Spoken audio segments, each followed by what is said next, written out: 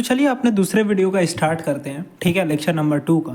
पिछले लेक्चर में हम जाने कि साउंड होता क्या है। इस वाले लेक्चर में हम लोग देखेंगे कि साउंड प्रोड्यूस कैसे होता है। ठीक है, मतलब कि प्रोडक्शन ऑफ साउंड। ठीक है, हाउ साउंड इज प्रोड्यूस। तो चलिए स्टार्ट करते हैं। तो देखिए साउंड जो है वो प्रोड्यूस होता है वाइब्रेटिंग ऑब्जेक्ट से। ठीक है, sound is produce when an object vibrate. ठीक है, मतलब कि जैसे कि अगर हम आपको बोल रहे हैं तो यहाँ पर जो हमारा वोकल कॉर्ड है, ठीक है, वो वाइब्रेट कर रहा है। आप बोल रहे हो तो आपका वोकल कॉर्ड वाइब्रेट कर रहा है, तो उसके वजह से साउंड प्रोड्यूस हो रहा है। ठीक है, अगर हम लोग किसी तबला को बजाते हैं, ड्रम को बजाते हैं, तो वहाँ पर उसका मेम्ब्रेन वाइब्रेट करता है, उसके वजह से साउंड प्रोड्यूस होता है। जैसे कि अगर गिटार से आवाज़ निकालता है तो गिटार का स्ट्रिंग वाइब्रेट करता है। मतलब कि हर एक केस में, ठीक है, साउंड तभी प्रोड्यूस होता है जब कोई ऑब्जेक्ट कहीं ना कहीं पर वाइब्रेट कर रहा हो। ठीक है, तो sound is produce when an object vibrate. ठीक है, वाइब्रेट करने का मतलब होता है आगे पीछे मूव करना। ठीक है, तो चलिए यहीं पर लिखा हुआ है sound is always generated by the vibrating body only. मतलब कि वाइब्रेटिंग बॉडी से ही साउंड प्रोड्यूस होता है। ये साउंड को प्रोड्यूस होने का तरीका है। ठीक है, तो कैसे मतलब कि प्रोड्यूस होता है। ठीक है, हाउ साउंड इज प्रोड्यूस। तो sound is produce when an object vibrate. ठीक है, जैसे कि अगर हम लोग बोल रहे हैं तो हमारा वोकल कॉर्ड वाइब्रेट कर रहा है। ठीक है, sound is produce when our vocal cord vibrate. ठीक है, sound is produce when the membrane of drum vibrate. ठीक है, अगर जब ड्रम का मेम्ब्रेन को वाइब्रेट करते हैं तब वो वहाँ पर से साउंड प्रोड्यूस होता है। Sound is produce by the clapping of palm. जब हम लोग पाम को अपने ताली बजाते हैं तब वहाँ पर हमारा पाम वाइब्रेट करता है, उसके वजह से साउंड प्रोड्यूस होता है। मतलब कि फ्लूट में, ठीक है, वहाँ पर एयर कॉलम्स मतलब एयर पार्टिकल्स वाइब्रेट करता है, उसके वजह से साउंड प्रोड्यूस होता है।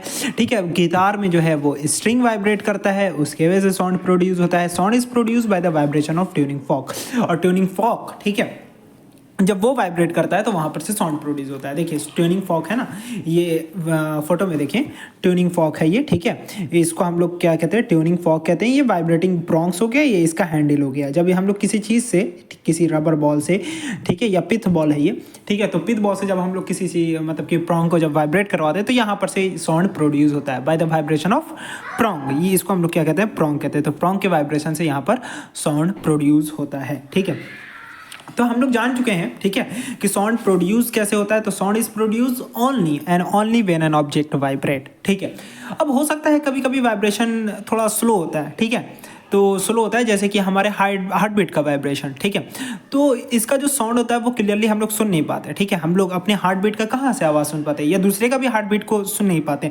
कब सुनते हैं, जब हम उसके कान मतलब हार्ट के पास जब अपने कान को ले जाते हैं तब हल्का हल्का जो है वो उसका हार्ट बीट का सुनाई देता है उसका आवाज़। लेकिन क्या हमारा हार्ट बीट जो होता है वो भी वाइब्रेट कर रहा है, वो भी साउंड प्रोड्यूस कर रहा है। तो साउंड की कभी इंटेंसिटी होती है कि कभी ज़्यादा होती है, कभी कम होती है। लेकिन हर एक ऑब्जेक्ट, अगर कोई भी ऑब्जेक्ट अगर वाइब्रेट कर रहा हो तो वो साउंड को प्रोड्यूस करेगा ही करेगा। ठीक है, तो इस पॉइंट को नोट कीजिएगा कि any vibrating body produce sound. ठीक है, तो हो सकता है कभी साउंड जो है वो ऑडिबल ना हो, may be sometimes sound is not audible, जैसे कि audible in the case of our heart beat. ठीक है, तो हमारा हार्ट बीट जब वाइब्रेट कर रहा है तो वो ऑडिबल नहीं है वो साउंड। ठीक है, अब जैसे कि दिन के टाइम में आप देखोगे कि जो घड़ी का जो सुई होता है, जो कांटा होता है, वो वाइब्रेट करता है। ठीक है, तो वो हमको सुनाई नहीं देता। लेकिन अगर कभी कभी होता है कि रात को या जब बहुत ज़्यादा सन्नाटा हो तो हम लोग उस घड़ी का भी आवाज़ टिक टिक टिक टिक सुनाई देता है। मतलब कि कभी कभी हो सकता है कि वाइब्रेशन जो होता है वो बहुत स्लो हो, उसकी इंटेंसिटी साउंड की बहुत स्लो हो।